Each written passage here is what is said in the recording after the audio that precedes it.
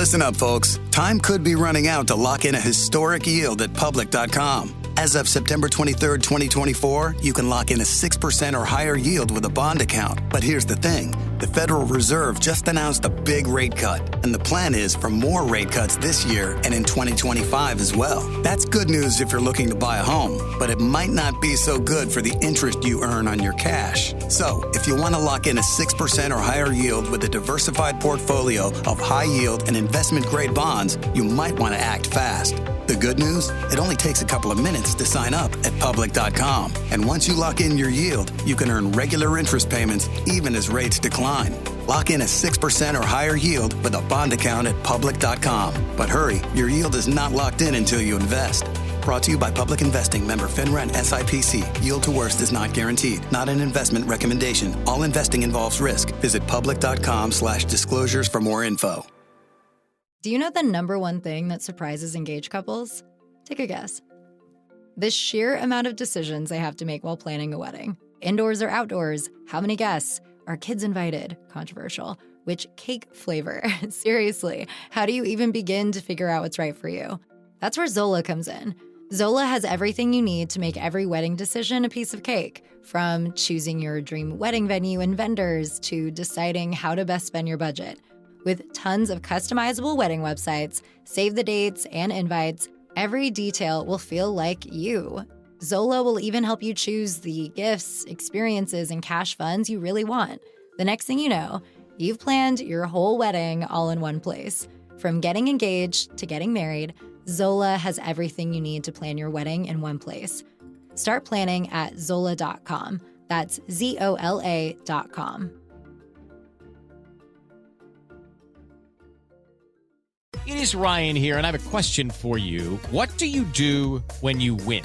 Like, are you a fist pumper, a woohooer, a hand clapper, a high fiver? If you want to hone in on those winning moves, check out Chumba Casino. Choose from hundreds of social casino-style games for your chance to redeem serious cash prizes. There are new game releases weekly, plus free daily bonuses. So don't wait. Start having the most fun ever at ChumbaCasino.com. Sponsored by Chumba Casino. No purchase necessary. VGW Group. Void where prohibited by law. 18 plus. Terms and conditions apply.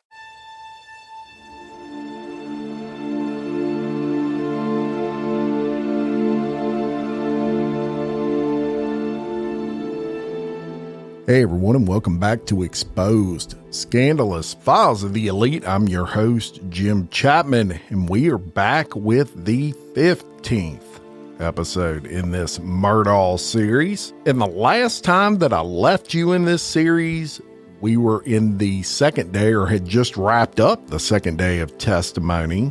And I told you about Laura Rutland, played you her clips of her testimony and gave you my thoughts on that. Now, going forward, we're going to only highlight the pertinent testimony, but I will do a little summarization of the testimony as a whole. So in day 3, which was Monday, January 30th of 2023, a SLED agent by the name of Melinda Worley testified. And I'm just going to summarize her testimony. I'm not going to play the clip, but it was important. And Melinda Worley, she serves as a crime scene expert. She focuses on footwear primarily. And if you'll remember, in this trial, there was a lot of discussion about the footprints that were present at those dog kennels. And the prosecutors, they were using her to debunk many of the allegations made by the defense that the crime scene was contaminated because of improper procedure. They've been putting a heavy emphasis on that. So Worley, she testified that the evidence was properly preserved and well documented. She also provided some insight about bloody footprints and tire tracks that were found at that crime scene. She did say the footprints matched Paul's shoes and the tire tracks belonged to the caregiver for the dogs. The prosecution also asked Worley to open several bags of evidence. They had her take the items out and confirm one by one what they were. The process was pretty long, which is why I'm not playing that clip. She pulled out shotgun shells, seat belts, projectile fragments, some plastic wadding from that shotgun shell, and the shoes Paul was wearing at the time of his death. Prosecutors then asked Worley how they processed Murdaugh's clothing, and she said they processed his clothing with a chemical called LCV, which actually turns purple when it comes into contact with blood. Tested presumptive positive for blood. She was not involved in any further analysis of the shirt. Worley said that over time, LCV causes any area of the object sprayed to turn purple, but she did not mention that that's what happened to Murdaugh's shirt. The shirt has been the subject of a lot of contention between the prosecution and the defense. They asked about the protocol to prevent contaminating the crime scene, which the defense has tried throughout the case to prove was improper. Worley said it would not be normal to wear foot coverings or what's known as booties to outdoor crime scenes. They did not have booties on. Worley said it also took her over 2 hours to get to the scene because she responded from Columbia, South Carolina. Upon arriving, she said she met with agents on the scene and did an initial walkthrough, and they observed evidence marked by the sheriff's office and looked for additional evidence before they started taking photographs. So Worley investigated those bloody footprints found in the feed room, compared them to Paul's shoes, which he was wearing when he died, and she said the footprints corresponded with his shoes. Perhaps the most morbid of the evidence presented included autopsy evidence such as the deceased victim's clothing, fingernail clippings, projectiles, etc., taken from Maggie's body and dress. They also showed some shotgun pellets from Paul's head area and, of course, as I mentioned, that wadding from his left shoulder and armpit area. Now, another interesting item of evidence included was the entire seatbelt assembly from that Suburban that Murdaugh drove to the crime scene that night. The seatbelt had been removed, and they did gunshot residue tests, what's known as GSR test, as well as some blood tests, but they were inconclusive. Now, next up was Special Agent Jeff Croft. And if you'll remember, in that recording I played for you during his questioning at SLED headquarters, he was recorded saying Murdaugh said, "I did him so bad," or "they did him so bad," as he was crying. He was sobbing during that. It was hard to make out exactly how he phrased it. He testified, Special Agent Jeff Croft, that he was 100% confident Murdaugh said "I" and not "they." Do you know the number one thing that surprises engaged couples? Take a guess. The sheer amount of decisions they have to make while planning a wedding. Indoors or outdoors? How many guests? Are kids invited? Controversial. Which cake flavor? Seriously, how do you even begin to figure out what's right for you? That's where Zola comes in. Zola has everything you need to make every wedding decision a piece of cake, from choosing your dream wedding venue and vendors to deciding how to best spend your budget. With tons of customizable wedding websites, save the dates and invites, every detail will feel like you. Zola will even help you choose the gifts, experiences, and cash funds you really want. The next thing you know, you've planned your whole wedding all in one place. From getting engaged to getting married, Zola has everything you need to plan your wedding in one place. Start planning at Zola.com. That's ZOLA.com. Hey guys, it is Ryan. I'm not sure if you know this about me, but I'm a bit of a fun fanatic when I can. I like to work, but I like fun too. And now I can tell you about my favorite place to have fun. Chumba Casino. They have hundreds of social casino style games to choose from with new games released each week. You can play for free and each day brings a new chance to collect daily bonuses. So join me in the fun. Sign up now at ChumbaCasino.com. Sponsored by Chumba Casino. No purchase necessary. VGW Group. Void where prohibited by law. 18 plus. Terms and conditions apply. And that, in his opinion, that can be interpreted as a confession. So Jim Griffin, the defense lawyer, asked him, what were the things going through your mind when you heard or misheard, "I did him so bad"? And then he went on to say, do you think he said, "I wasn't a good dad," or "I spoiled him," or "I killed him"? What do you think that meant? And Croft just responded, it was definitely something we needed to follow up on.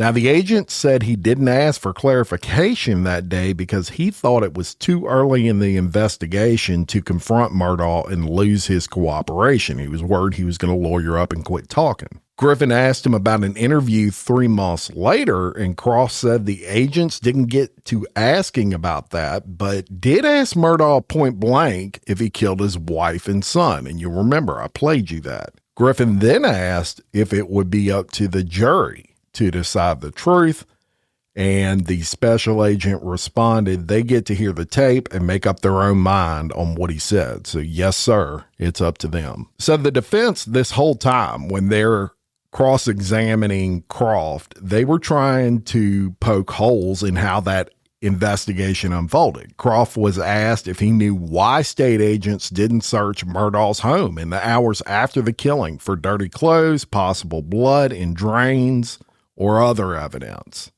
Croft said he had no idea. He can't speak for other agents and why they didn't do that.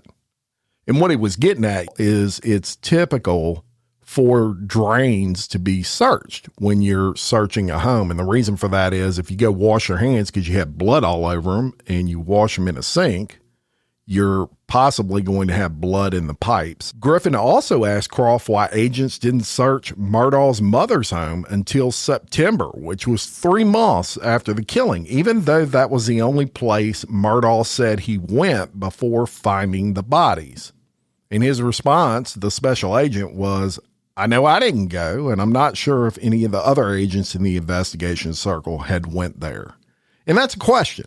Look, there were some things that they could have done better, and the defense really did a good job here. Griffin did a good job of exposing that, if you will, and pointing out some things that they should have done that they didn't do. They definitely should have checked those drains. They definitely should have went by the last place that he said he was and confirmed that prior to 3 months after the murders. Now, another interesting thing that came out. So a U.S. Secret Service agent, he testified as well, and his testimony was around Paul Murdaugh's phone.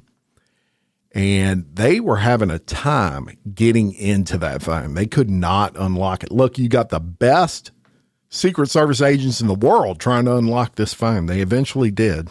And this is going to blow your mind. It was the last thing that they tried before they were going to give up, according to this agent that testified. And you'll never guess what the code was. Or maybe you will, because it would have been the first thing that I tried. It was his birthday. His birthday was the code. It took like 3 months to open that phone, and they tried Paul's birthday and the phone opened. That just blew my mind a little bit. You'd think that'd been the first thing they would have tried, but sometimes the most obvious answer isn't the answer. You don't even consider that. So several other people testified after that, and we're going to skip forward to February 1st of 2023, which was a Wednesday. It was day 5, I believe, of the testimony, and Rogan Gibson gets up and testifies. And if you'll remember, Rogan is Paul's best friend. He's also the last person to speak with Paul alive. And also, you know, he's the guy with the most damning evidence in the case, the most damning by far. So I'm going to play Rogan's testimony. And like I've done in the past, as key points are brought up, I'm going to stop the recording and we're going to talk about it and then we'll continue.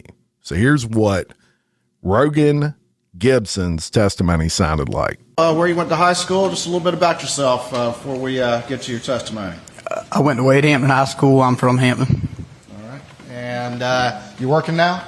I am. All right. What field do you work in? The agriculture field. All right. Why don't you see if you can pull that mic up just a little bit and scoot up just a hair so you're speaking into it. I appreciate it. You said you're working in agriculture, is that right? That's correct. All right. And currently still working in agriculture? That's correct. Back in June of 2021, what were you doing? Working in agriculture? That's correct. Farming. What kind of job did you have? I was farming, operating equipment. Operating equipment. Okay. And let me ask you: did you get to know Paul Murdoch? I did. All right. And tell me, how old were you when you got to know Paul Murdoch? I've known him all my life, real good. Probably when I was 11, 12 years old. And how did y'all get to meet one another? How did you become closer? I lived next to him Okay, and when did that happen? when I was 11, 12 years old. 11 to 12? Y'all went to school together? Paul was a little bit younger than me, and I didn't go to school with him. Okay. When y'all were growing up, what kind of things y'all like to do together? We enjoyed the outdoors, hunting, fishing, hanging around the farm. Were you close friends with Paul until the day he was murdered? I was. Tell the jury just a little bit about Paul. Give us a little sense of who he was as a person. He loved the outdoors, hunting, fishing, hanging around. Really enjoyed the farm out there in Moselle. Fun guy to be around? He was.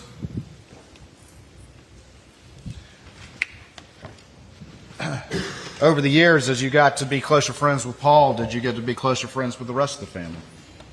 I was. And was that just Paul and his brother and his parents, or was it sort of the Murdochs, the larger family as well? The whole family. And over those years, as you became close with them, how close would you say? How close did you become? Real close, like a second family. Like a second family to you? Yes, sir. Paul, did you have a nickname for him, or did he have a nickname? Rooster. His brother Buster, did he have a name or a nickname? Called him Bus. Bus. What'd you call Maggie? Miss Maggie. What did you call Mr. Randolph, Paul's grandfather? Handsome. Handsome. How about Miss Libby, his wife, Paul's grandmother? M. Yeah. How about Maggie's parents? Did you have nicknames for them? I called him Papa T and Grandma. Papa T and Grandma? That's correct. M-A-R at the end? That's correct. What'd you call Alec? Mr. Ellick, or Big Red. Mr. Alec or Big Red.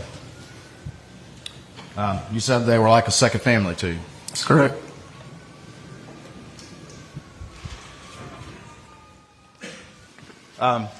Being that close to this family, did you frequently go out to Moselle?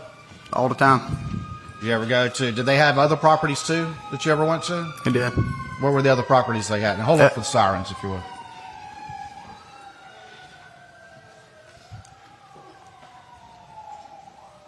What were the other properties that they had? Edisto Beach, we went there a lot. They had a house at Edisto Beach. That's correct. And any other properties while you were growing up that you recall? The property in Hampton, the house in Hampton. All right. Did they ultimately sell that property? They did. You remember about how long ago that was? Not real sure. When you would go out, when did they get Moselle? I mean, just roughly. I believe it was like my freshman year in high school. So 2014, something like that? No, it was, I graduated in 14, so probably around 2010 maybe. Okay. And over the years, did you spend a lot of time out there? I did. What were some of the things that you would do with Paul out there? We would hunt, fish, just hang around. Ride around the property? Yeah, work the food plots, equipment. I got States 303 right here. This is the poster board. Can I ask you to come on down with the judge's permission, and let's kind of point out some things to the jury.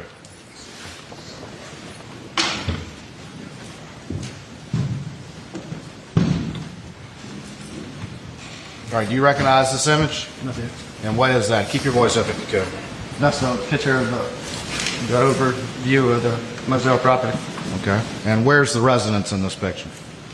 Right here. All right. And is there a driveway to that residence? That would be the main driveway. All right. Do you see Moselle Road on this particular image? Going right down there? All right. What's this red roof building right there? That's the old airplane hangar. Okay.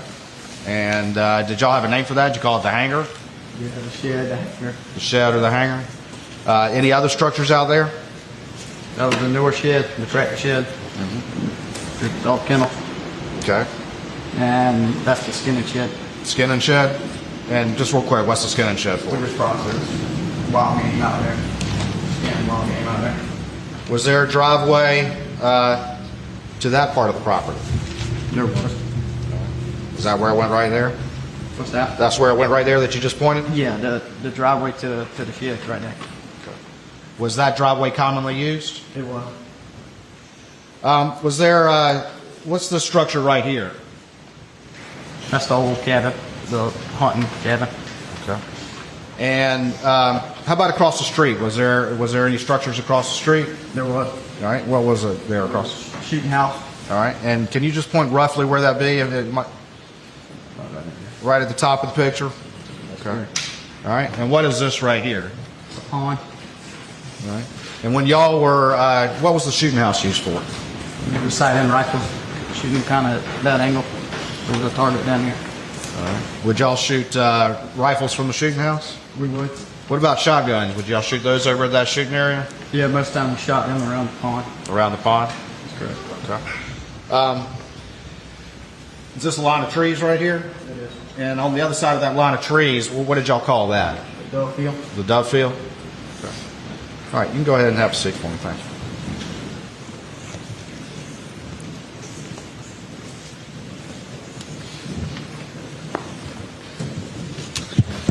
Do you know the number one thing that surprises engaged couples? Take a guess. The sheer amount of decisions they have to make while planning a wedding. Indoors or outdoors? How many guests? Are kids invited? Controversial. Which cake flavor? Seriously, how do you even begin to figure out what's right for you? That's where Zola comes in. Zola has everything you need to make every wedding decision a piece of cake, from choosing your dream wedding venue and vendors to deciding how to best spend your budget. With tons of customizable wedding websites, save the dates and invites, every detail will feel like you. Zola will even help you choose the gifts, experiences, and cash funds you really want. The next thing you know, you've planned your whole wedding all in one place. From getting engaged to getting married, Zola has everything you need to plan your wedding in one place. Start planning at Zola.com. That's ZOLA.com. How to have fun, anytime, anywhere. Step 1. Go to ChumbaCasino.com. ChumbaCasino.com. Got it. Step 2. Collect your welcome bonus. Come to Papa welcome bonus. Step 3. Play hundreds of casino-style games for free. That's a lot of games. All for free? Step 4. Unleash your excitement. Woohoo! Chumba Casino has been delivering thrills for over a decade. So claim your free welcome bonus now and live the Chumba life. Visit ChumbaCasino.com. VGW Group. No purchase necessary. Void where prohibited by law. See terms and conditions. 18+.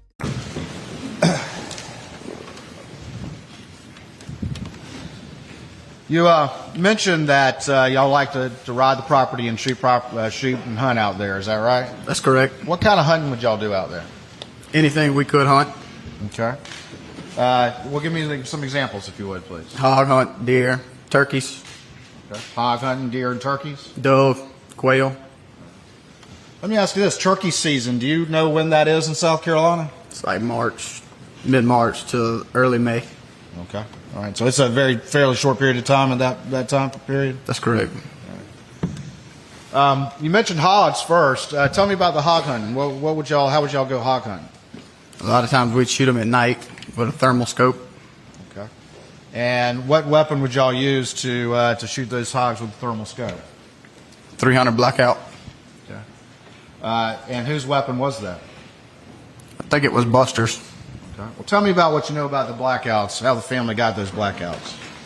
They bought 2 of them, one for Paul and one for Buster. Okay. And can you describe those 2? Did you see both of them back in the day? Yes, they were similar build.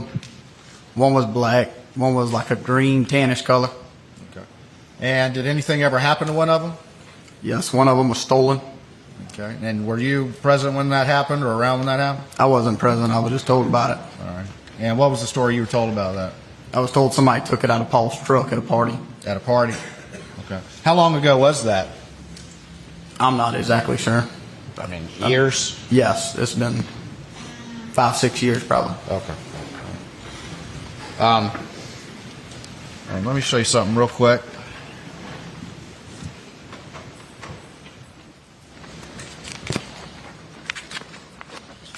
I'm going to show you what's already been entered into evidence in States 163. I'm going to have you look at that image, and particularly what's there on that pool table. Do you recognize that? That's a picture of a 300 blackout. All right. And is that the one that you and Paul would take hog hunting? Yes, that's one of them. You said one got stolen. To your knowledge, was there ever a replacement gun? I don't remember a replacement. You don't remember a replacement. You remember Paul using the black one, is that right? That's correct, or either the green and tan one before it was stolen. Before it was stolen? That's correct. 5 or 6 years ago? Correct. What other guns did Paul use a lot that he favored? He favored a Super Black Eagle shotgun, 12 gauge. All right. Let me show you another image if I could. I'm going to show you what's already been admitted into evidence. It states 3, and see if you recognize that. I do. All right. Tell me what that is. That's a Super Black Eagle. All right. And do you specifically recognize that gun? Yes. And what gun is that? That's Paul's gun. And how can you tell? The camo pattern and the strap.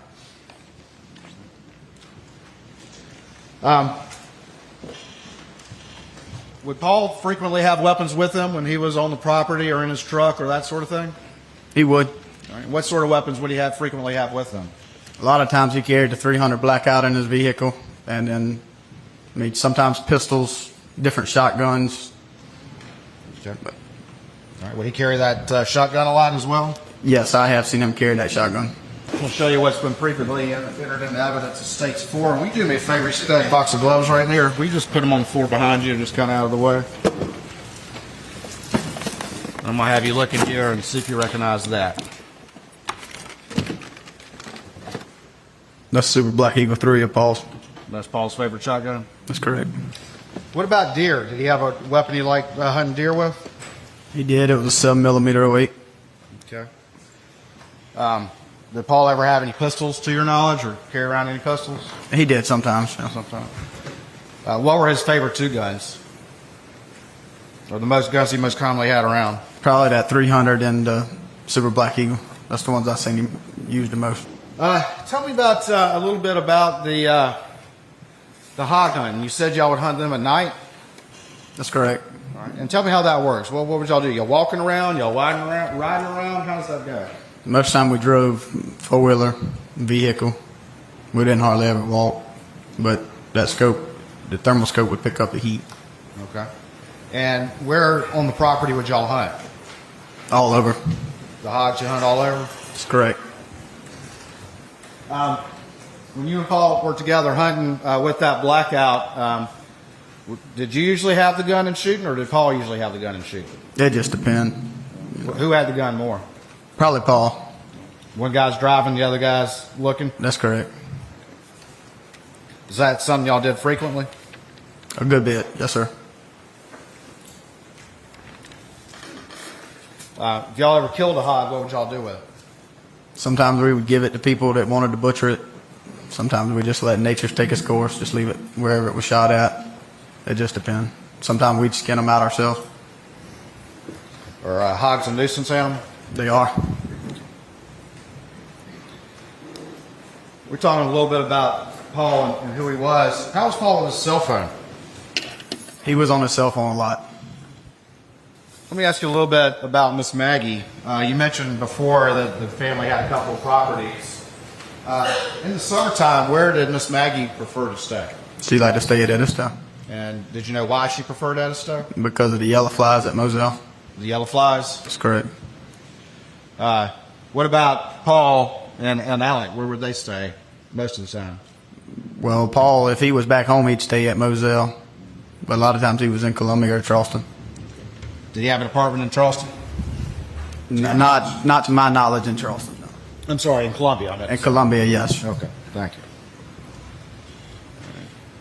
you. Back in June 7th of 2021, you were working in agriculture? That's correct. Working in farming? That's correct. Hard work? Yes, sir. What time do you have to get up in the morning to go to work? Normally get up about 5 o'clock. 5 o'clock. Where were you staying at that point in time? I was staying at my girlfriend's house in Beaufort. In Beaufort?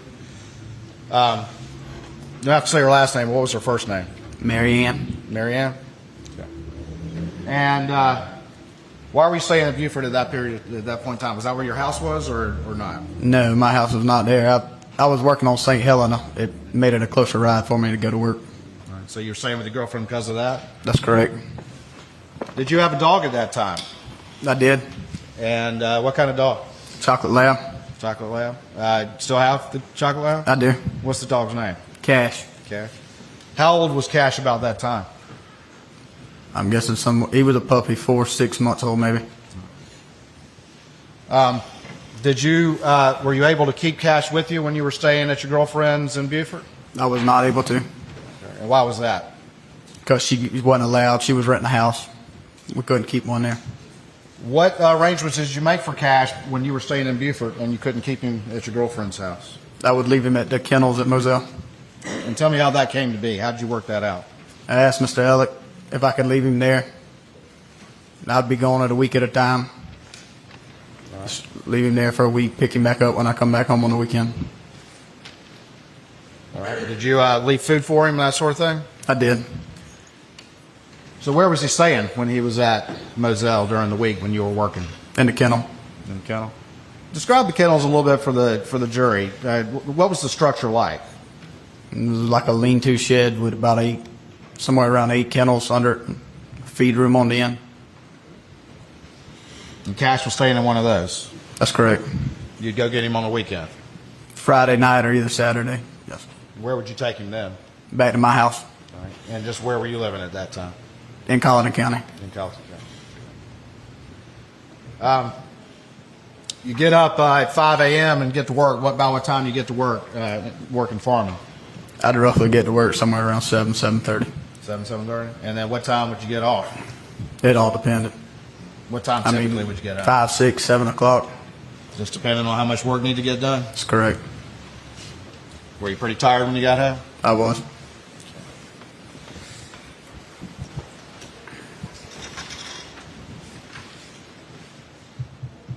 During the course of that day, June 7th, 2021, did you have any communications with Paul? I did. What's the first one you remember? Sometime around lunchtime. All right. What did y'all communicate? Did y'all talk on the phone? Did y'all text or what?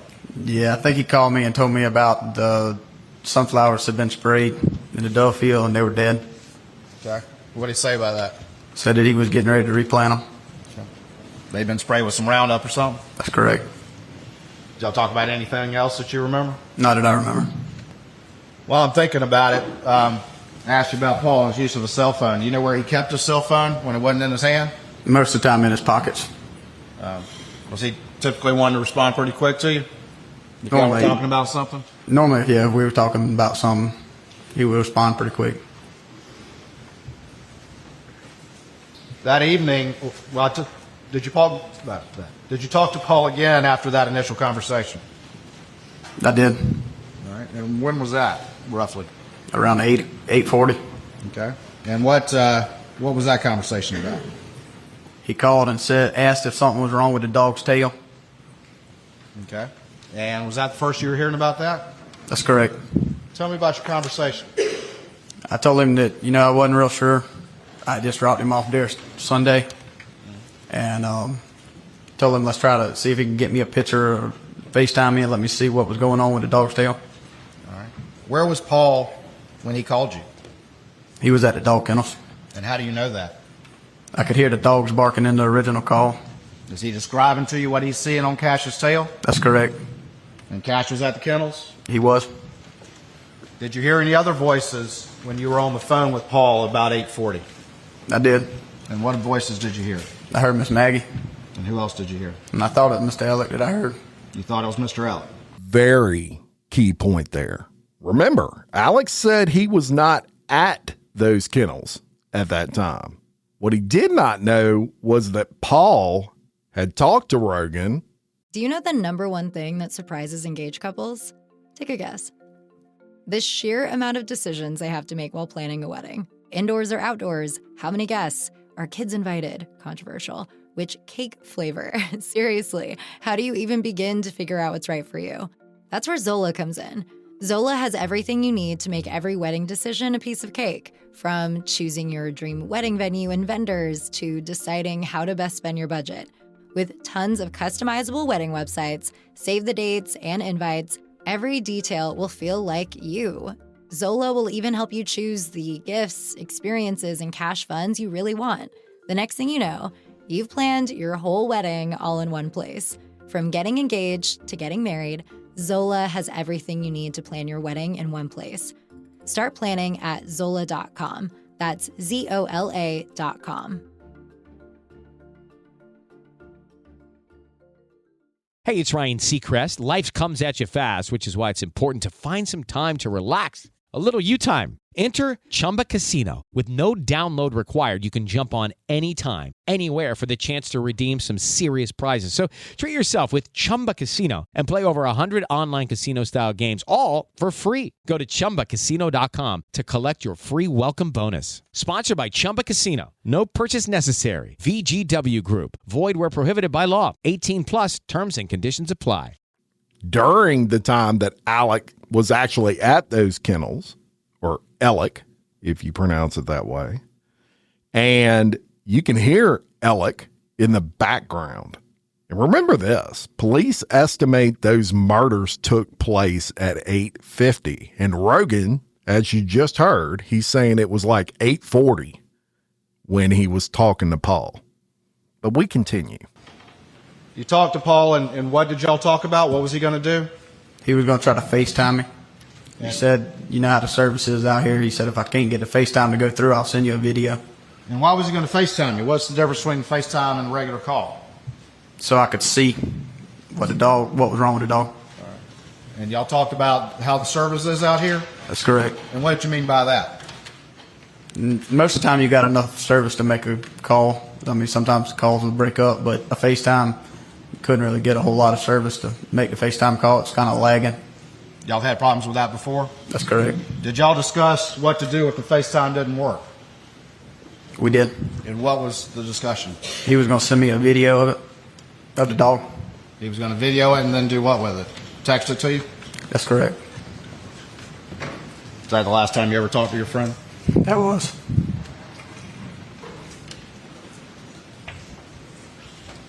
Did y'all try to FaceTime? We did. Did it work? It came through, but it was kind of lagging. I couldn't tell what was going on. And then never heard from him again? That's correct. Did you ever get that video? I did not. After you never got the video, did you try to reach back out to Paul to see if you could get him to respond? I did. I called him a few times and texted him. Did he ever respond? He did. Did you reach out to anyone else trying to get Paul to respond? I texted Miss Maggie. Did she respond? She did. About what time do you think you went to bed that night? I'm not exactly sure. It was sometime right after I probably tried to contact him.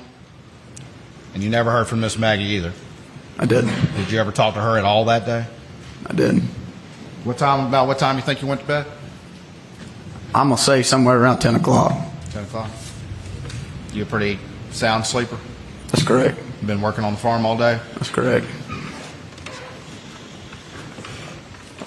Did some calls come in that you didn't realize because you were asleep? Yes, I woke up with some missed calls. What time did you wake up the next morning? Sometime around 5:30. When did you find out that your friend Paul and his mother Maggie had been murdered? That same time, 5:30. How'd you find out? I called one of my friends that had left me, or I had a missed call from, and he told me what had happened. All right. And tell me his first name, please. Nolan. Yep. What'd you do after that? We got a little old boy up and got him to school without talking about it a whole lot, and then we headed back home. And by home, you mean Colleton County? Colleton County, that's correct. And where'd you go from there? I went to my house first. Then I ended up going to Moselle. About what time you think you got there? Sometime maybe 8:30, 9 o'clock. What'd you see when you got there? Where'd you go on the property? I went to the dog kennels. Okay. And who'd you see there? Did you talk to anyone there? I did, and I seen John Marvin, but I didn't speak to him. Did you talk to anybody at the scene when you first went there? The only person I seen was John Marvin. What'd you do after that? My cousin let the dog out the kennel. That being cash? That's correct. Did you take cash with you? I did. And where'd y'all go from there? To the convenience store down the road from the house. And who'd you meet there? I met a game warden. Okay. And what'd you do after that? Did you have a conversation? I did. I had a conversation with him, and he said that law enforcement was going to be wanting to speak with me. And I told him, I said, well, if you got a contact, let's get them up here and let's talk. And so did you wait for law enforcement to arrive? I did. Do you remember who you talked to? I did. And who'd you talk to? Jeff Croft and Katie McAllister. And did they do an interview of you? They did. Did they ask you about your communications with Paul the night before? They did. And did they ask you to see your cell phone? They did. Did they take screenshots of your cell phone? That's correct. Were you showing them your communications the night before with Paul and Maggie and others the night before? Yes, sir. Were you holding up the phone and they were taking screenshots? Yes, sir.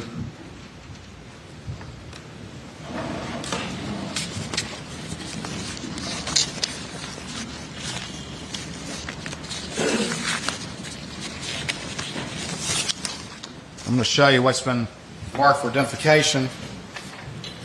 165, 166, 167, 168, 169, 170, 171, and 172. And just flip those real quick and see if you recognize those images. I do. And what are those? And that's all activity on my phone.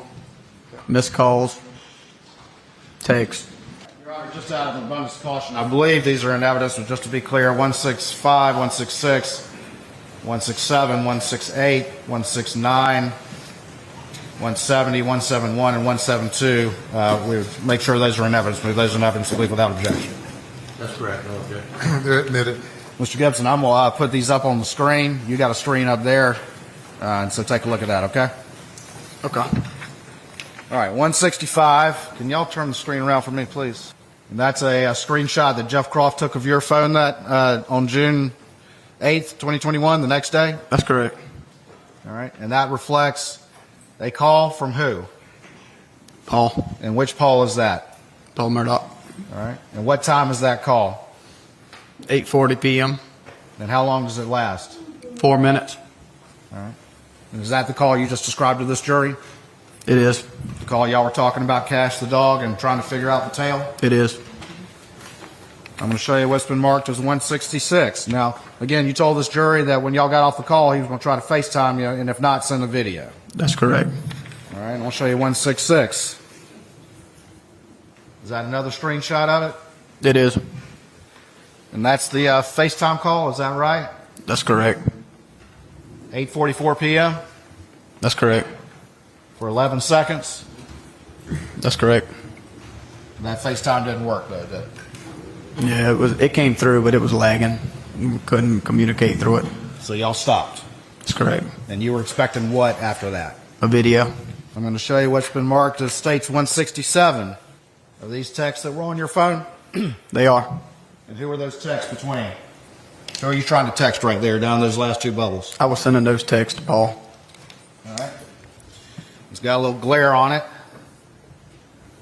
Well, what time is that text right there? 8:49 p.m. And that's on June 7th, 2021? That's correct. And what are you telling Paul right there? Can you read that to the jury and then explain what you were trying to say to Paul, please? See if you can get a good picture of it. Mary Ann wants to send it to a girl we know. That's a vet. Tell him to sit and stay, and he shouldn't move around too much.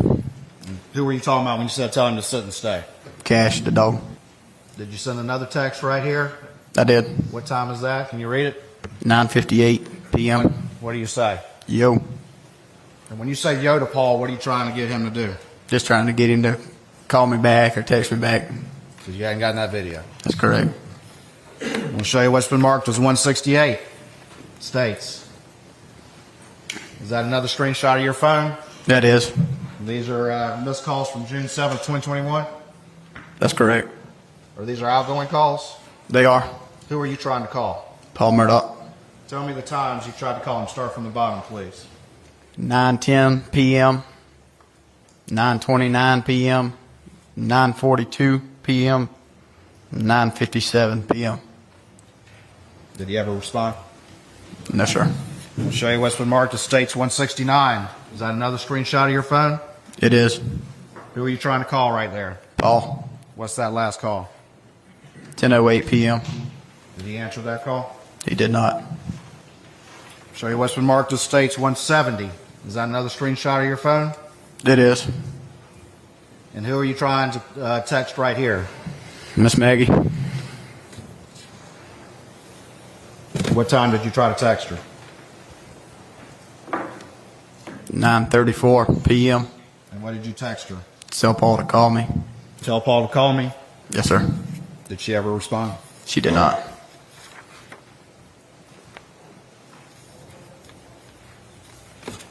You said you woke up the next morning on June 8th, 2021, and you saw you had some missed calls. Is that right? That's correct. And we'll show you what's been marked as States 171. Was this also a screenshot or a picture that Special Agent Croft took of your phone? It is. All right. And who are those missed calls from? Mr. Alec. And what time did they come in? 10:21 p.m. and 10:24 p.m. And that would have been on June 7th, 2021? That's correct. Were you asleep at that time? I was. Unaware they were coming in? That's correct. 172. Is that another screenshot of your phone? It is. All right. And those other missed calls that came in? 10:25 p.m. and 10:30 p.m. When you spoke to Special Agent Croft on June 8th, 2021, did you tell him and Special Agent McAllister who you thought you heard on that phone call at 8:40? I did.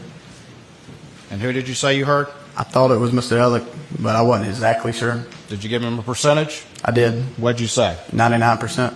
That you heard Mr. Alec on that phone call at 8:40. That's correct.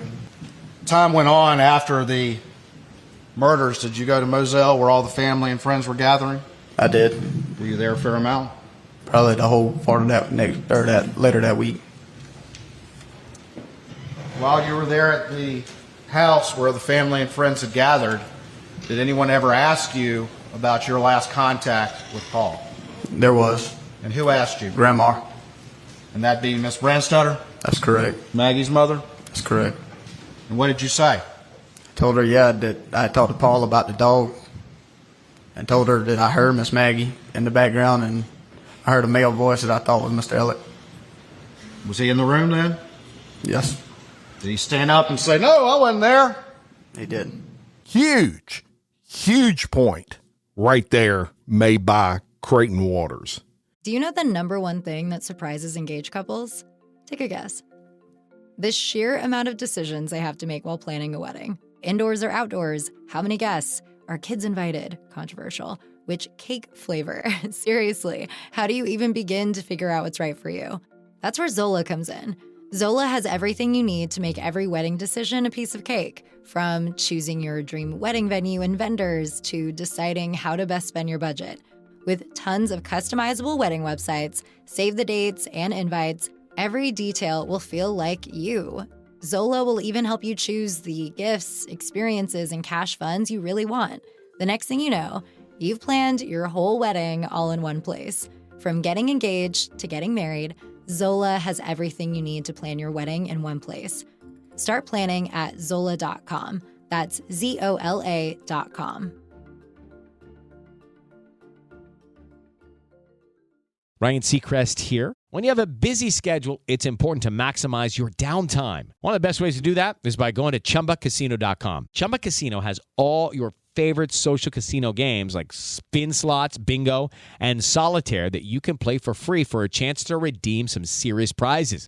So hop on to ChumbaCasino.com now and live the Chumba life. Sponsored by Chumba Casino. No purchase necessary. VGW Group. Void where prohibited by law. 18 plus terms and conditions apply. You got Rogan telling the family that he heard both Maggie and Alec in the background of that phone call.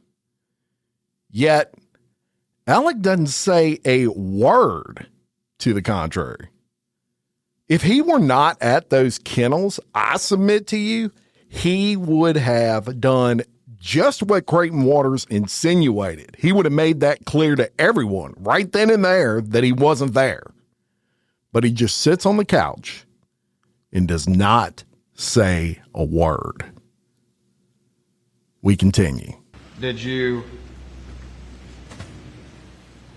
were ultimately interviewed by law enforcement and other part of the process and that sort of thing. Is that correct? That's correct.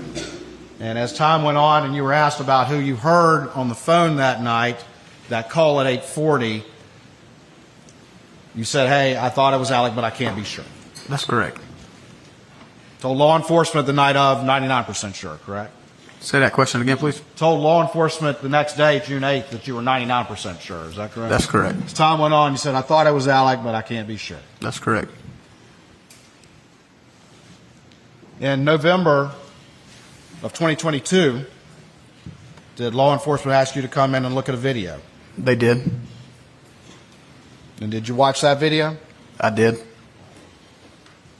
And what was on that video?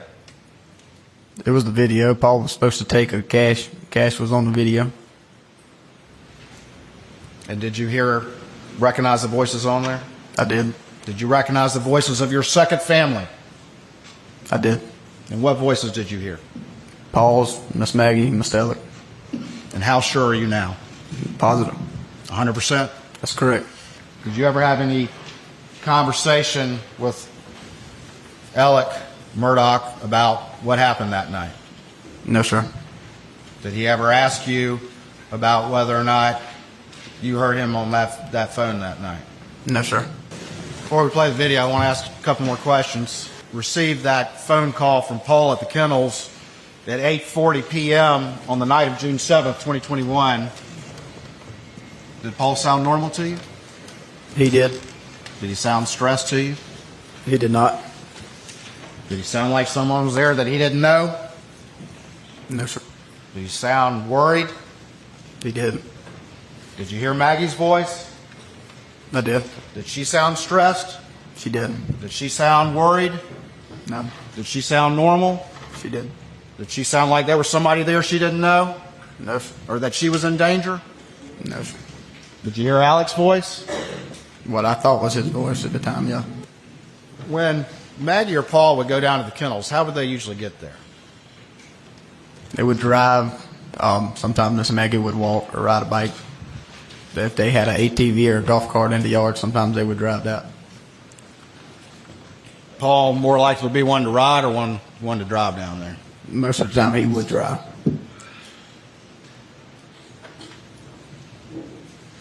Was it usual for the family to go down there sometimes and let the dogs out?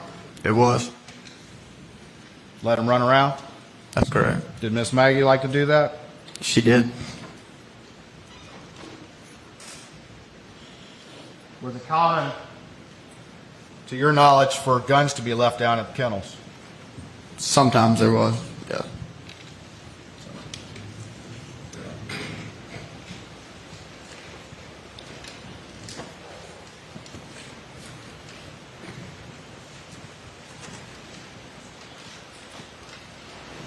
I'm going to play that video for you, okay? Okay.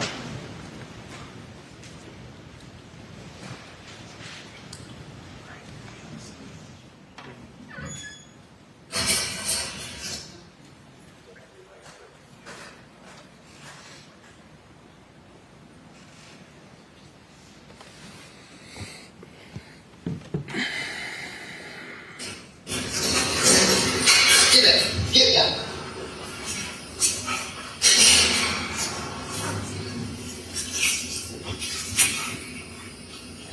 Quick, Cash.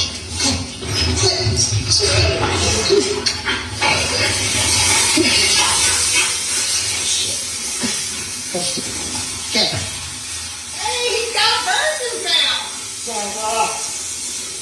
Hey, Mama. It's a guinea. This is a chicken. Come here, Bob. Come here, Cash. Come here, Bob. Cash. Quick.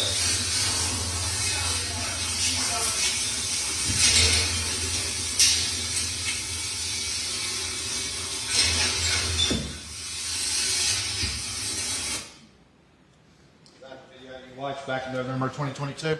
It is. Where's that video taken? At the kennels. You recognize your dog? I do. You recognize Paul's voice? Yes, sir. You recognize Maggie's voice? Yes, sir. You recognize Alex's voice? Yes, sir. 100%? Yes, sir. Can you point out Alex Murdoch, the person whose voice you recognize in this video in this courtroom, please? Sitting right there in the gray jacket. Please let the record reflect he's identified the defendant. Thank you, Mr. Gibson. Nothing further. All right. So you just heard the clip of that video, that infamous video, the nail in the coffin, in my opinion. And you and I, we have not been a part of the Murdoch family like Rogan has, practically, the other son. Do you know the number one thing that surprises engaged couples? Take a guess. The sheer amount of decisions they have to make while planning a wedding. Indoors or outdoors? How many guests? Are kids invited? Controversial. Which cake flavor? Seriously, how do you even begin to figure out what's right for you? That's where Zola comes in. Zola has everything you need to make every wedding decision a piece of cake, from choosing your dream wedding venue and vendors to deciding how to best spend your budget. With tons of customizable wedding websites, save the dates and invites, every detail will feel like you. Zola will even help you choose the gifts, experiences, and cash funds you really want. The next thing you know, you've planned your whole wedding all in one place. From getting engaged to getting married, Zola has everything you need to plan your wedding in one place. Start planning at Zola.com. That's ZOLA.com. It is Ryan Seacrest here. There was a recent social media trend which consisted of flying on a plane with no music, no movies, no entertainment. But a better trend would be going to ChumbaCasino.com. It's like having a mini social casino in your pocket. Chumba Casino has over 100 online casino-style games, all absolutely free. It's the most fun you can have online and on a plane. So grab your free welcome bonus now at ChumbaCasino.com. Sponsored by Chumba Casino. No purchase necessary. VGW Group. Void where prohibited by law. 18 plus terms and conditions apply. To Big Red or Alec. Yet from hearing that, I can tell you with 100% certainty, I would testify to it in a court of law that that was Alex Murdaugh's voice. Without any hesitation, I can tell you that. And I'm sure you can too after hearing that. So the prosecution rests, and it's the defense turn. Good afternoon, Rogan. How you doing? We've met many times, haven't we? Yes, sir.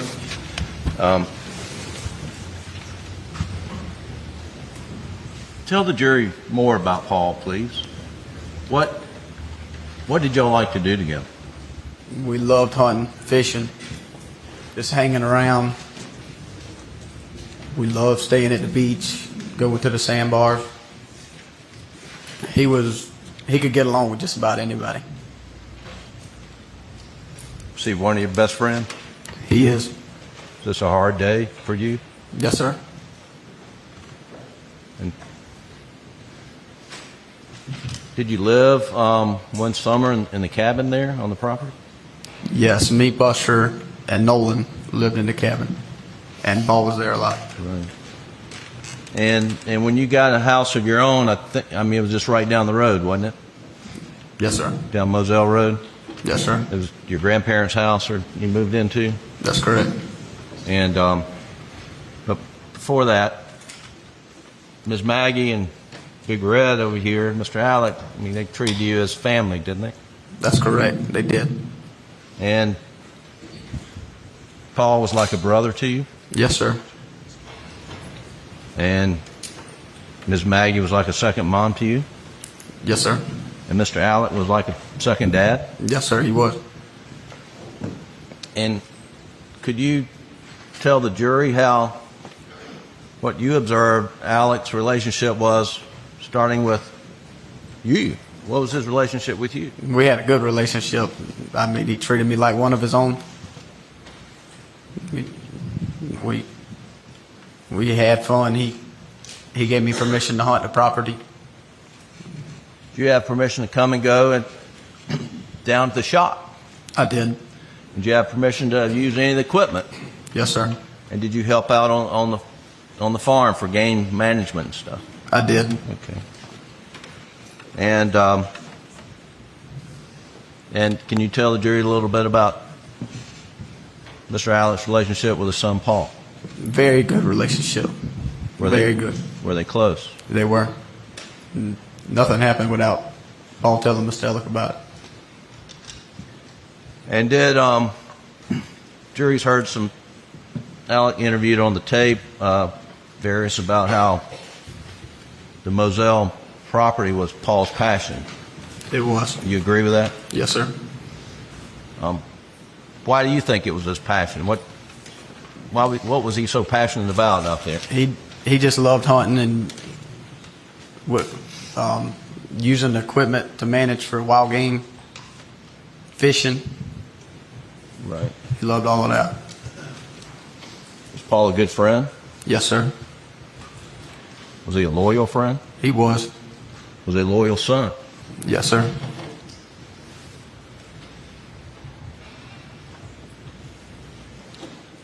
Tell me about Miss Maggie. She was like a second mother to me. Always took care of me. Treated me like one of hers. Did you spend time down at Edisto? I did.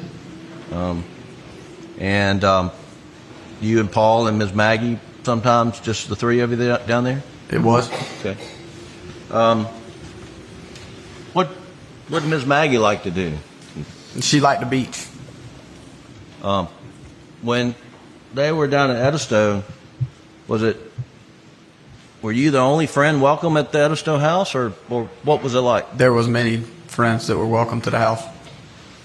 Like adult friends, or was most Miss Maggie, Miss Alex home? Was it open to all of Paul and Buster's friends? It was open to all of Paul and Buster's friends. And was that the case at Edisto? That's correct. Was that the case at Moselle? It was. Did it appear to you that Mr. Alec enjoyed being around his family? Yes, sir, he did. And did you enjoy being around Mr. Alec and Miss Maggie? Yes, sir.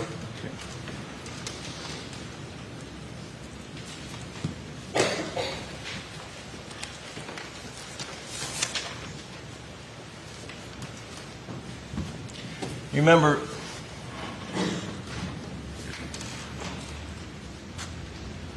and I apologize, I'm going to get the date wrong, but do you remember in early 2019 that Paul was in a boating accident?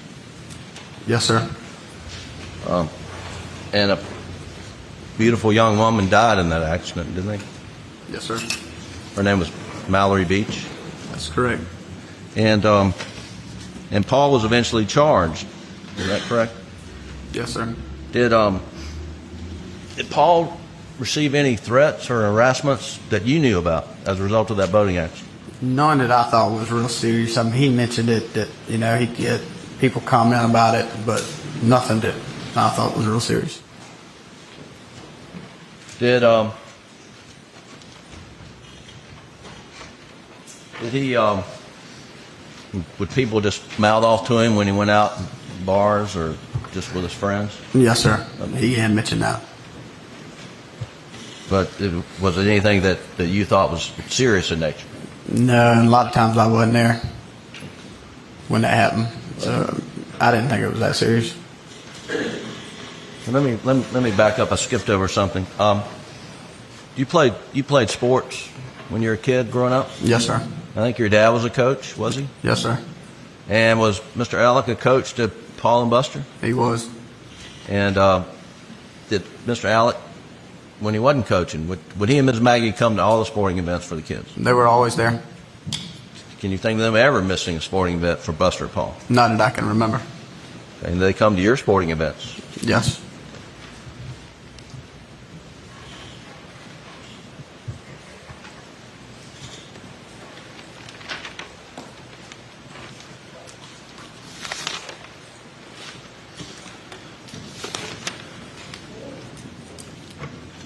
Now, and Paul had an apartment in 2021. He was starting to go back to school at Carolina. Remember that? He was in college. Yes, sir. School year. That's correct. And then in June he had moved back home. Is that correct? Yes, sir. Was he living at Moselle for the most part? I think he was staying in Moselle some, but kind of all over the place. And sometimes he stayed with his Uncle John Marmon down at Bluffton? Yes, sir. And he was working with his Uncle John Marmon, wasn't he? That's correct. Okay. Now, when he was on the farm, when he was at Moselle, now this gets a little confusing for me. Frankly, let me just ask, can you tell the jury about all the farm trucks there at Moselle? Yeah, there was a lot of different vehicles that could be used anywhere from ATVs to tractors. Well, let's just talk about the trucks. Okay. What was Paul's primary truck? Around the farm, most of the time, F-250. All right, but what was his primary mode of transportation? Was it a truck? It was F-150. And was it white? It was. Okay, and did he drive that around the farm some? Sometimes, yes. And then there was a big F-250. That's correct. And that was also white, wasn't it? That's correct.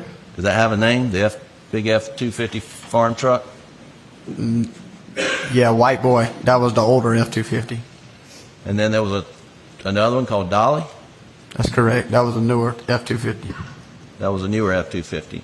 And then there was there a black truck? There was.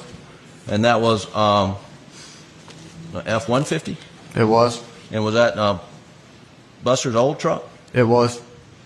So there were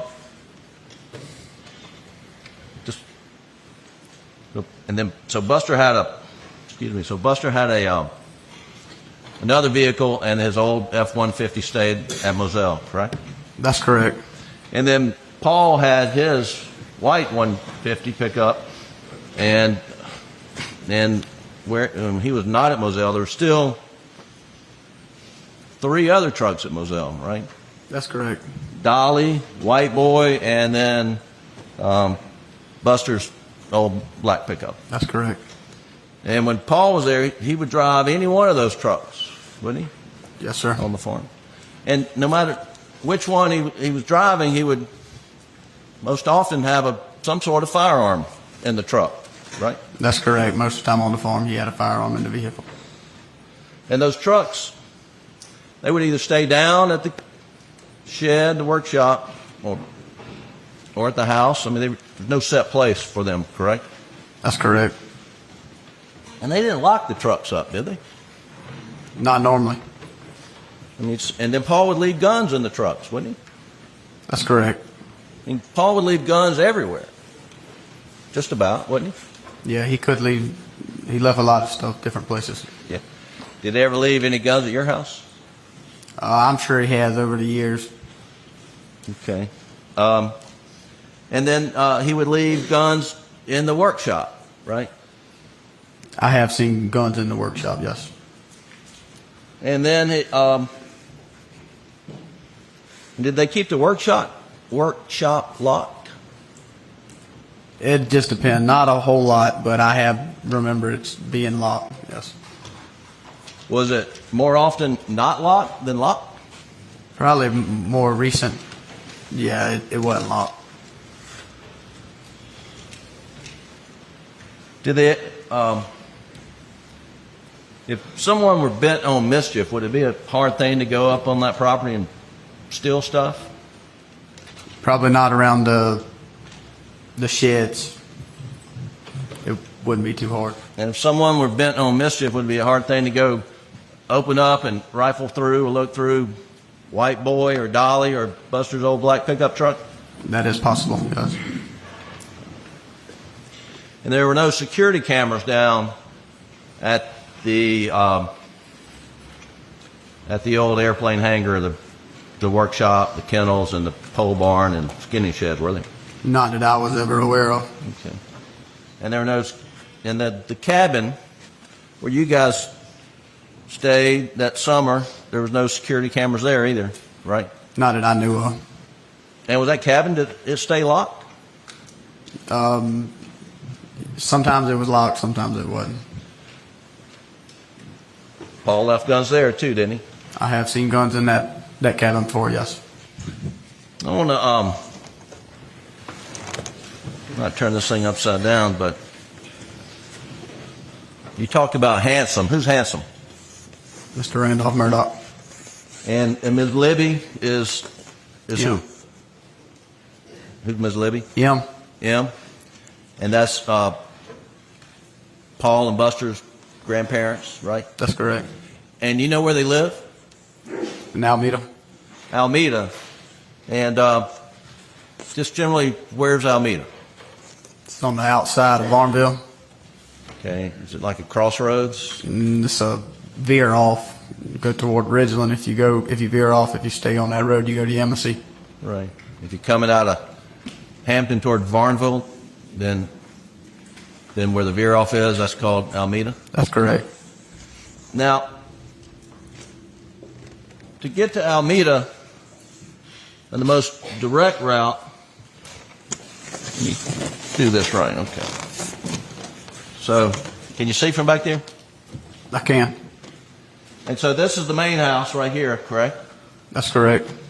And you can get down to Moselle Road by going one or two ways, right? You can either take a left and go down by the shop and the kennels, or you can go straight out the main driveway. Is that right? Yes, you can go out both ways. But when you hit Moselle Road, would you turn right or left if you're going the most direct route to Alameda? Turn right. And be going down this way? That's correct. Okay.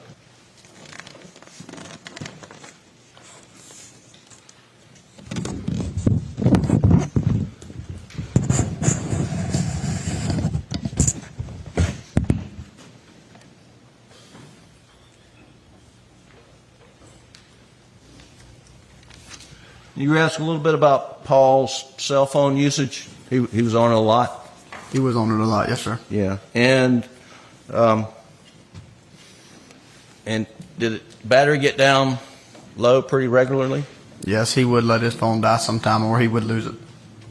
Well, and when it would get down low, did he have a habit of not using it to try to keep him going all the way out? Yes, I have seen that happen before. And have you done that yourself? Yes, sir. And phone coverage, cell phone coverage on that property is somewhat, when I say that property, I'm talking about Moselle, somewhat spotty, isn't it? It is. And is there better coverage up at the house than down at the kennels? I wouldn't think so. Okay. I mean, it's kind of hit and miss. And you can be down at the kennels and you can be, walk 10 yards one way and you'd have some coverage, 10 yards the other way, you wouldn't have coverage. Is that right? That's correct. Now,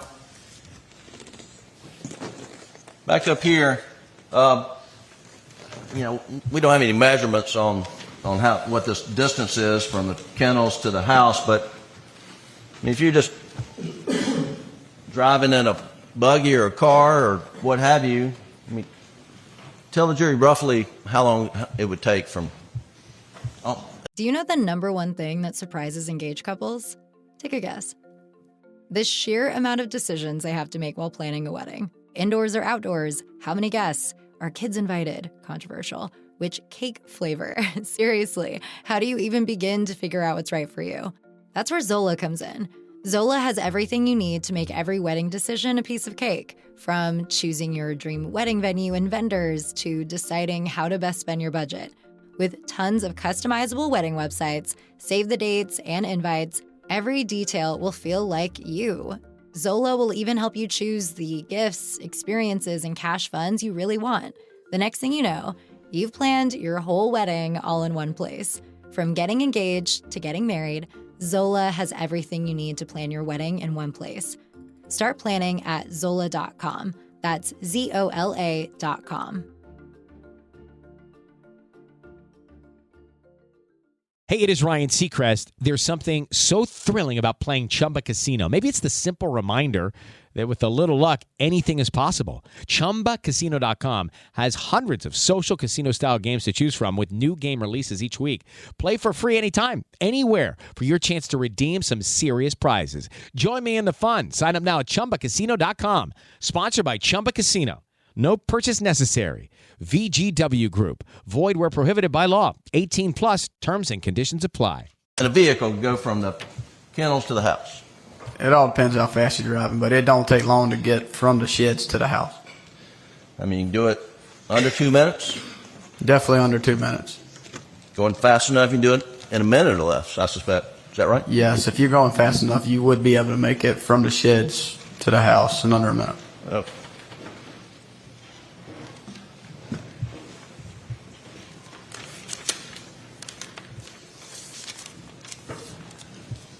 You were asked about turkey season. When it started and when it ended, you remember? And you can tell me, I don't know, when's turkey season start? Yes, most time mid-March to early May. Okay. How about duck season? When does that start? The first season starts around Thanksgiving. I think the weekend before Thanksgiving. And when's the second season start? Sometime in December. And when's it end? End of January. Okay. Do you go duck hunting with Paul? Yes, sir, I have. And they had a duck pond on the property? That's correct. And did they keep it full all year, or did they drain it and plant it for the season? Yeah, they would drain it after duck season and be ready to plant in the springtime. And you help with that? I did. And would Mr. Alex be involved, help doing that? But he would. And that was part of Paul's passion, doing things like that? That's correct. Now,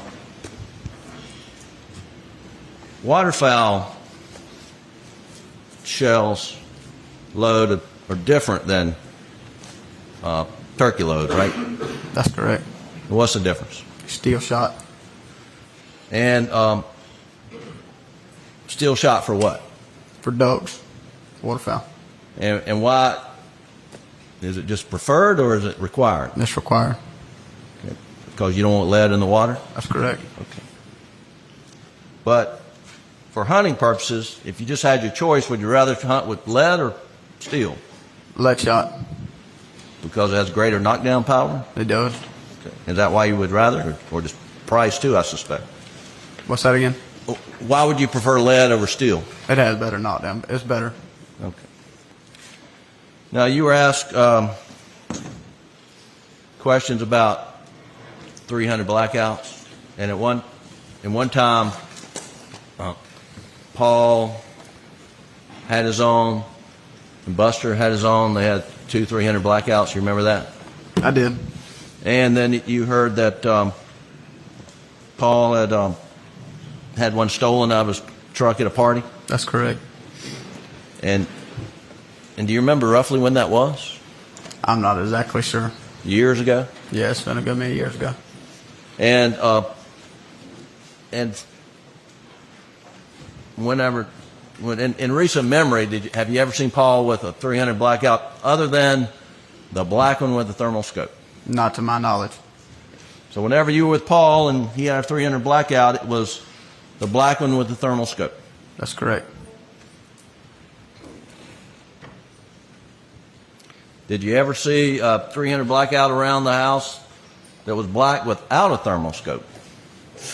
Not to my knowledge, I haven't. And I know the jury's heard it. What's a thermal scope? Picks up the heat from the animal. You can see it at nighttime because of the heat. Just for night hunting? That's correct. And that's the best time to hunt hogs? It is. Well, during the daytime they stay in the swamp? That's correct. At night they come out? Yes, sir. And y'all had cameras out there to see when they were coming out? Sometimes we did. Okay. Now you listened to this videotape and heard that was your dog Cash? It was. Chocolate Lab? Yes, sir. And you heard Ms. Maggie? Yes, sir. And you heard Paul, obviously. That's correct. And Ms. Maggie was saying he's got a guinea. Guinea. And then you heard a voice say, no, it's a chicken. You remember whose voice that was? It was Mr. Alex that said it the first time, and then Paul also said it was a chicken. Okay. And then someone says, Bubba, let go of that chicken or something like that? Yeah, just holler for Bubba. And whose voice did you recognize hollering for Bubba? Mr. Ellett. Okay. And who's Bubba? Their dog. Did they have, and was Bubba a yellow lab? He was. Did Bubba have his own kennel? He did. Which one was it? Most of the time he was in the first one right beside the feed room. Okay. Now,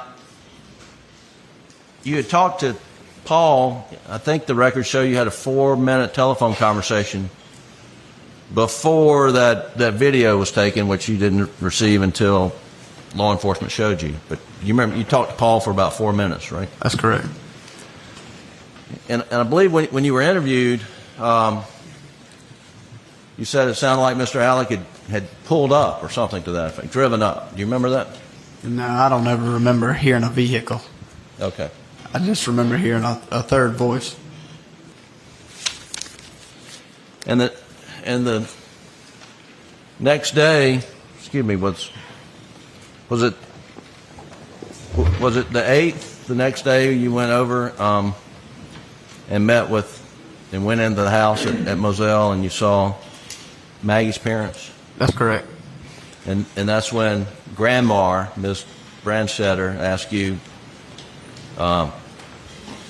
if you heard Maggie's voice? Yes. Okay. And you told her you did? Told her I heard. I talked to Paul and heard Miss Maggie. And you told him in front of everybody that you had thought you'd heard Alex's voice too, right? That's correct. And he didn't push back whatsoever? No, sir. What was Alex's demeanor when you first saw him after the murders and days after? What? He was just real distraught, sad. Just tore up about it. Did he cry a lot? Yes, sir. Did he hug you? He did. Did he cry? Yes, sir. Did you cry? Yes, sir. I mean, did you cry the day after and the day after? I mean, that was really sad. Right. On this video, you've been around Alec, Maggie, and Paul most all your life. Was there any? Did you notice any signs of distress or anxiety or anything out of the ordinary? I did not.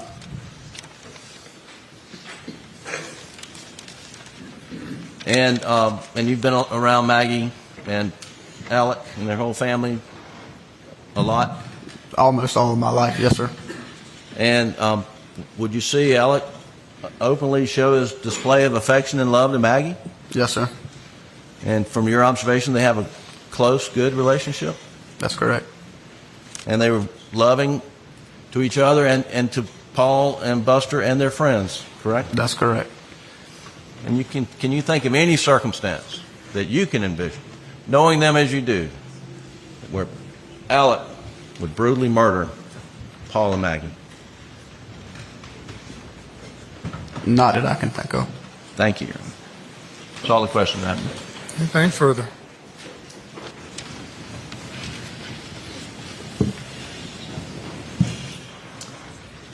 You were asked some questions about the sheds being unlocked. Paul ever complained to you? People were up there stealing all kinds of stuff all the time? I was never aware of people stealing anything.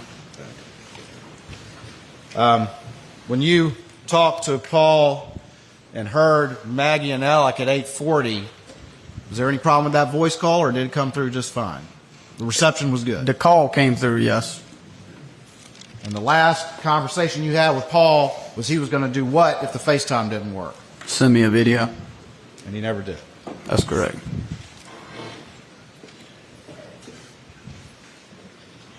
You've heard that video and you hear three voices, is that correct? Maggie, Paul, and Mr. Alec? In the video, yes, sir. When you're standing, if you're at the house or inside the house on the second floor or something like that, can you see the roofs of the sheds and down there? The last time I had been out there, yes, you would be able to see the top of the structure. And if you're standing out here in front of them sheds, could you see the top of the house the other way? Same thing, yeah. Last time I was there, you would be able to see the top of the structure. There was trees growing between the houses. And that was a long time ago, right? That's correct.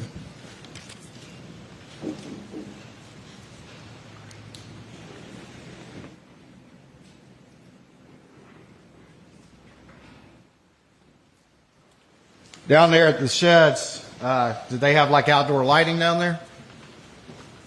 Yes, sir, they did. And if all that was on, could you see all that lighting from the house?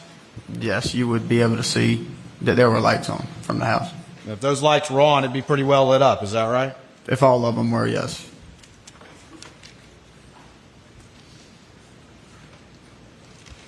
You were asked about the boat wreck. Were you aware that Paul had been charged in that boat wreck? I was. Were you aware that Alex Mudaugh had been sued in that boat wreck? I was. What was your perception of Alex's wealth? Did you believe he was a fairly wealthy man? Yes, sir.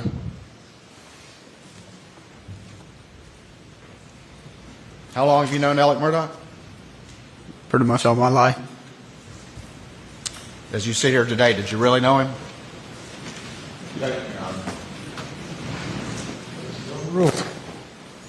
Yes, I know Mr. Alex. But as you sit here today, do you really know him? Yes, I know Mr. Alex. My all-time favorite, most boring attorney, and I mean, I want to say I don't mean that nefariously, but golly, man, Jim Griffin will put you to sleep sometimes. He got his ass whipped in that exchange once again by Creighton Waters. I just don't think Jim Griffin was the guy for this trial. Now, I don't know if the best attorney on God's green earth would have helped Alex Mudaugh at this point, or Alex Murdoch, however you pronounce it. But man, somebody needs to light a firecracker up Jim Griffin's ass. He drives me nuts. So there you have it. Once again, a big win for the prosecution and Creighton Waters. And we're going to get like Ricky Bobby with this thing, and we're going to go fast now. We're coming up on 2025. I need to wrap this series up. And we still got a little ways to go, but it's only going to get better from here on out. We're about to really heat up with some witnesses that you're going to have to hear, including Murdaugh himself. So get ready for that. Now, a couple of announcements. Next week is Christmas week.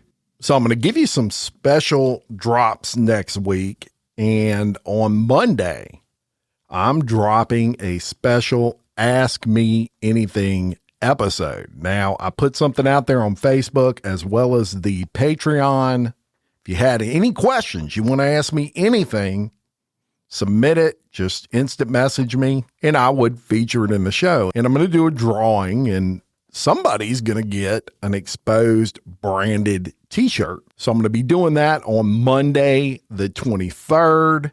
You'll hear that episode. Incidentally, if you're listening to this and you haven't asked a question and you got something you want to ask, just go ahead and message me. But I need it by tomorrow. I'm going to record that Ask Me Anything on Friday. You're hearing this on Thursday. So make sure you get that in today. Then Tuesday, Christmas Eve, Wednesday, Christmas Day, we're going to enjoy the birth of Jesus Christ. And I am not going to drop an episode, of course, on Christmas Day or Christmas Eve. However, on the 26th, as you're cleaning up from hopefully a bunch of family or friends visiting you or both, you're going to get volume 2 of Murdaugh's phone calls. Look, it's the car wreck you can't look away from with Murdaugh and his jailhouse phone calls. Everybody loved volume 1. So volume 2 is coming your way. That'll be the 26th, the day after Christmas.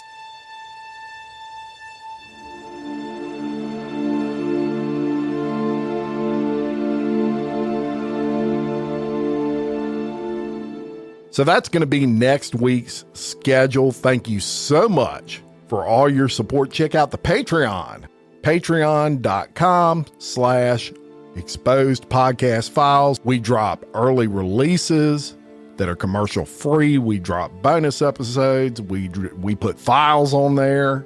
There's all kinds of fun stuff. And coming up, our top tier members, they got some quarterly gifts coming out in January that'll be shipping to them. So check it out at the Patreon. Thank you so much to all the Patreon supporters for your support. I couldn't do it without you. We couldn't afford to do this without you. And until next time, for Exposed Scandalous Files of the Elite, I'm your host, Jim Chapman. Much love.